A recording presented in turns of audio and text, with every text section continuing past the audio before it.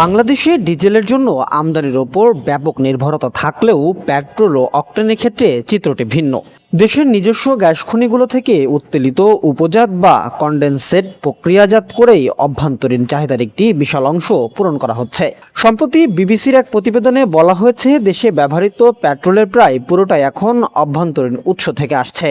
বাংলাদেশে মূলত কোনো তেলের খনি নেই, তবে প্রাকৃতিক গ্যাস উত্তোলনের সময় ভূগর্ভ থেকে কনডেনসেট নামক এক ধরনের তরল হাইড্রোকার্বন বেরিয়ে আসে। সিলেট গ্যাস ফিল্ডস লিমিটেড এবং পেট্রোবাংলার তথ্য মতে এই কনডেনসেটই হলো পেট্রোল ও অকটেন তৈরির মূল কাঁচামাল। দেশের সিলেট, হবিগঞ্জ ও কুমিল্লা অঞ্চলের গ্যাস খনিগুলো থেকে প্রতিদিন বিপুল পরিমাণ কনডেনসেট পাওয়া যাচ্ছে। গ্যাস খনি থেকে পাওয়া এই তরলকে পরিশোধন বা রিফাইন করার জন্য দেশের সরকারি ও বেসরকারি পর্যায়ে বেশ কিছু ফ্র্যাকশনেশন প্ল্যান্ট কাজ করছে। হবিগঞ্জের রশিদপুর এবং সিলেটের হরিপুরে রাষ্ট্রীয় রিফাইনারিগুলো সবচেয়ে বড় ভূমিকা পালন করছে। এখানে কনডেনসেট পুড়িয়ে উচ্চমানের পেট্রোল ও অকটেন তৈরি করা হয়।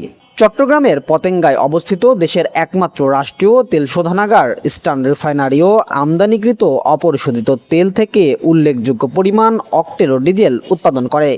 জ্বালানি খাতের হিসাব অনুযায়ী বাংলাদেশে বছরে পেট্রোলের চাহিদা প্রায় 4,50,000 মেট্রিক টন। এর বিপরীতে দেশের গ্যাস খনিগুলো থেকে পাওয়া কনডেনসেট দিয়ে প্রায় সমপরিমাণ পেট্রোল উৎপাদন করা সম্ভব। অন্যদিকে অকটেনের বার্ষিক চাহিদা 4 লাখ মেট্রিক টনের উপরে, যার অর্ধেকেরও বেশি এখন দেশীয় উৎস থেকে সংগৃহীত হচ্ছে।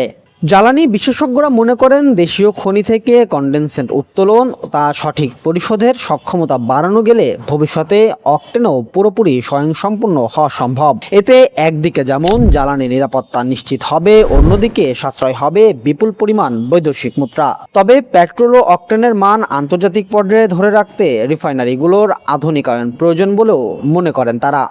সুবর্ণভূমি ডেস্ক, যশোর।